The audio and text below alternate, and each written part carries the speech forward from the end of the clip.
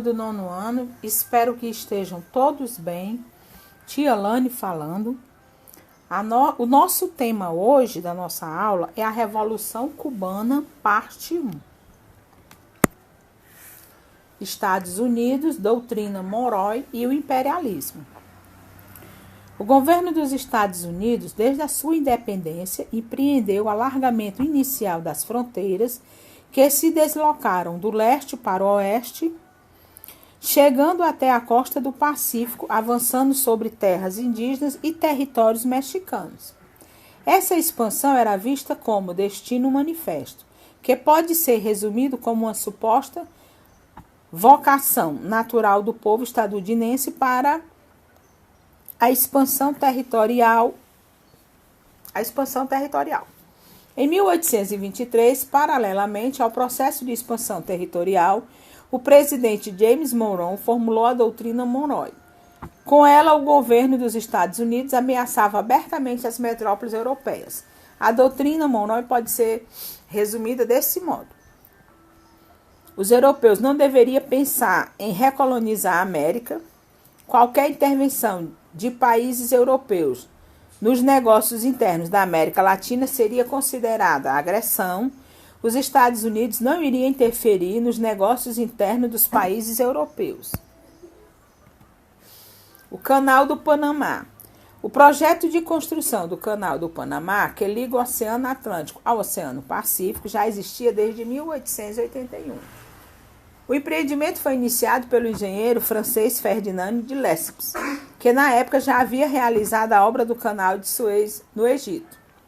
Mas a demora em efetivar essa obra fez com que, em 1903, um pequeno grupo de políticos do norte da Colômbia proclamasse a separação do território com o apoio do governo dos Estados Unidos, no início do século XX. Em troca do apoio, o Panamá entregou aos estadunidenses o controle sobre a área onde seria construído, agora por uma empresa dos Estados Unidos, o estratégico canal. A zona da terra ao longo do Canal do Panamá passou a ser considerada território dos Estados Unidos. A partir de janeiro de 2000, o governo estadunidense retirou seus últimos soldados do local, entregando o controle da área aos panamenhos, porém sem abrir mão do direito de intervir. Entendendo a Revolução Mexicana. Para muitos estudiosos, a Revolução Mexicana não tinha um pensamento político definido, talvez pela falta de uma liderança única. Sua principal influência era o anarquismo, pensamento político que chegou ao México com imigrantes espanhóis entre o final do século XIX e o começo do XX, e que defende a coletivização das terras e propriedades e o fim do Estado organizado. O movimento revolucionário explodiu em 1911 como resultado do longo mandato do ditador e presidente Porfírio Díaz, que governou o México entre 1884 a 1910. Nas eleições de 1910, um novo candidato, Francisco Madero, apresentou a proposta de ampliação do direito de voto e fim da reeleição. Madero foi preso e conduzido ao exílio nos Estados Unidos. Enquanto isso, vaqueiros do norte do México, liderados por Pancho Villa, se rebelaram e se uniram à luta do anarquista Emiliano Zapata e seu exército de camponeses de origem indígena, em sua maioria expulsos de suas terras por latifundiários. Em meio à Revolução Armada, Francisco Madero voltou do seu exílio e assumiu o poder após a renúncia de Porfírio Díaz, em maio de 1911. Entretanto, Madero demorava a cumprir a vontade da população armada de desapropriar terras e entregá-las aos indígenas, liderados por Zapata. Esse líder camponês passou então a agir por conta própria. Pressionado, Francisco Madero acabou assassinado em uma reunião com seus adversários, apoiados pelo embaixador dos Estados Unidos. Após o assassinato de Madero, a revolução ganhou força. Pancho Villa incendiou o norte do regimento com quase 10 mil cavalheiros e ganhou apoio de alguns membros da elite política. Por sua vez, Emiliano Zapata liderou a luta no sul. O governo dos Estados Unidos decidiu interferir, mas foi rechaçado pelas forças mexicanas em 1914 e em 1916. Em 1917, uma nova Constituição encerrou a Revolução, reconhecendo a necessidade de reforma agrária, nacionalizando as riquezas minerais e reconhecendo o papel dos sindicatos na sociedade. Porém, o poder ficou longe dos camponeses, passando para as mãos dos militares, que avançaram muito pouco na solução da questão das terras. Somente em 1934, com a eleição de Lázaro Cárdenas, a reforma agrária sai amplamente realizada no México, com a nacionalização do petróleo mexicano Pemex. A Revolução Cubana. A independência de Cuba do domínio espanhol ocorreu apenas em 1898, após a Guerra Hispano-Americana. Com a vitória dos Estados Unidos nesse conflito, Cuba passou a ter a sua história marcada durante toda a primeira metade do século XX pela ingerência permanente do governo dos Estados Unidos nos assuntos internos da ilha. A constituição de governos manipulados pela Embaixada dos Estados Unidos em Havana permitiu que várias intervenções militares ocorressem nas primeiras décadas do século XX. A subordinação das autoridades locais permitia que o capital estadunidense atuasse livremente na ilha de Cuba, sem restrições em vários setores. Empresas sediadas nos Estados Unidos dominavam o comércio exterior de Cuba, bem como grande parte das terras produtoras de açúcar, a malha ferroviária, a mineração e a indústria do turismo, que atrai milhares de pessoas com a oferta de bons hotéis, belas praias, cassinos e etc. A economia cubana. Durante as 3 primeiras décadas do século XX, foi intensa a penetração de capital estadunidense na economia cubana. Segundo o historiador Hector Bruch,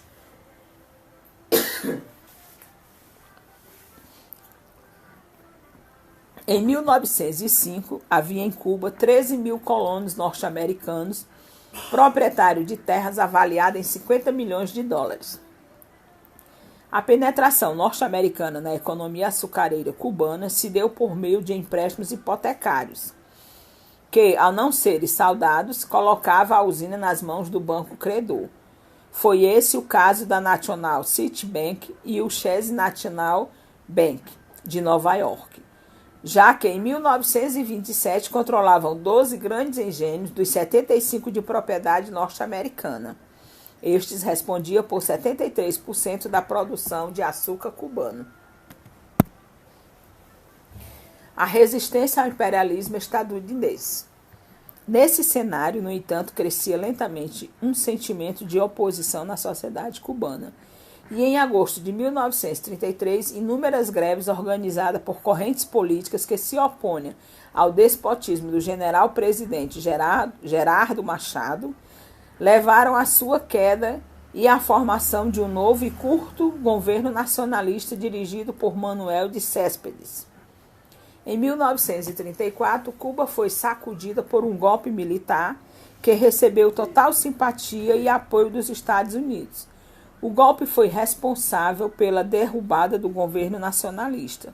Entre os golpistas destacou-se um jovem chamado Fulgêncio Batista, que se tornou a partir de então um dos principais destaques da política cubana, tendo inclusive ocupado a presidência do país já na década de 1940, entre 1940 e 1944. A oposição ganha maior expressão. Após o golpe de 1934, a integral fidelidade aos interesses econômicos e militares estadunidenses e a elevada corrupção dos negócios públicos privados foram as características mais marcantes de todos os governos que se seguiram em Cuba. Somente na década de 1950, a oposição voltou a ganhar maior expressão na sociedade devido aos abusos dos governantes fantoches, que precisam querer perpetuar o papel de Cuba como quintal dos Estados Unidos. O caos social pode ser facilmente percebido nas ruas de Havana, ocupadas por prostituição, cassinos e drogas. A violência praticada por policiais corruptos inquietava a população. Tudo conspirava a favor da oposição. organização e ação. Foi nesse contexto que emergiu a liderança de Fidel Alejandro Castro Ruz, ou apenas Fidel Castro. Fidel e seu irmão Raul Castro organizaram durante 14 meses um pequeno grupo de combatentes treinados para iniciar a derrubada da ditadura de Fulgêncio Batista, instaurada em 1952. Em 26 de julho de 1953, Fidel comandou uma ação que buscava tomar de assalto o quartel de La Moncada, situado a poucos quilômetros da cidade de Santiago de Cuba. A estratégia dos revolucionários era invadir a área, surpreendendo e aprisionando os soldados para confiscar armas e munição. No entanto, uma ronda externa identificou o grupo rebelde. Os revolucionários, duramente atacados, perderam 70 combatentes, muitos outros foram presos e torturados. Fidel e seu irmão Raul também caíram prisioneiros, sendo levados inicialmente para a casa de detenção de Santiago e depois para o presídio da Ilha de Pinos, hoje Ilha da Juventude. Ao deixar a prisão, em 15 de maio de 1955, Fidel poderia optar pela oposição democrática, enquadrando-se no jogo político oficial, mas o corrompido quadro eleitoral reforçava sua convicção de que o poder deveria ser tomado por uma nova ação armada. Impossibilitado de organizá-la em terras cubanas, exilou-se no México, onde encontrou novos companheiros revolucionários e com eles formou o movimento de 26 de julho, referência à data fracassada da tentativa de tomada do quartel de La Moncada. Foi nessa ocasião que Ernesto Che Guevara, médico e revolucionário argentino, juntou-se ao grupo. Ernesto Guevara foi um dos ideólogos e comandantes da Revolução Cubana no início da década de 1950. Decidiu realizar uma viagem pelo continente americano na companhia do colega Alberto Granado. Em uma motocicleta, Guevara percebeu a América Latina como uma entidade socioeconômica cultural. O contato com a desigualdade social e com as dificuldades cotidianas da maioria da população latino-americana fez com que ele se tornasse um ativista. A viagem de Guevara foi apresentada no filme Diários da Motocicleta, de 2004, dirigido pelo brasileiro Walter Salles. Guevara também se dedicou à escrita de textos nos quais buscava explicitar sua ação revolucionária. Bem, nós terminamos aqui a primeira parte da Revolução Cubana, que são as páginas 148 a 154, e resolver os exercícios propostos no final da videoaula. Os exercícios propostos. A primeira, que proposta foi apresentada em 1910 pelo candidato à presidência do México, Francisco Madero. Explique o que aconteceu em 1917. Terceira, o que a subordinação das autoridades locais permitia aos estadunidenses. Explique o golpe militar em Cuba em 1934. Quinta e última, quem foi Ernesto Guevara? Mãos à obra.